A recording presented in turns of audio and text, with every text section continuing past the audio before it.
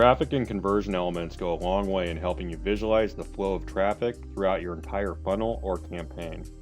As you connect pages together, the appropriate traffic or conversion element will appear in between them to make sense of your traffic. For an example, if we were to add another page element module in here, let's go ahead and add this calendar. Let's connect this with this landing page,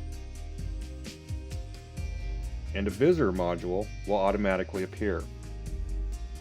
Now, you may need to add in additional traffic or conversion elements depending on the flow or complexity of your funnel or campaign. You can do this very easily by coming over here to the traffic and conversions section, clicking on it, and it will open up the module area. With all these traffic and conversion elements, you have everything you need to not only make projections, but to track and optimize virtually any marketing situation live.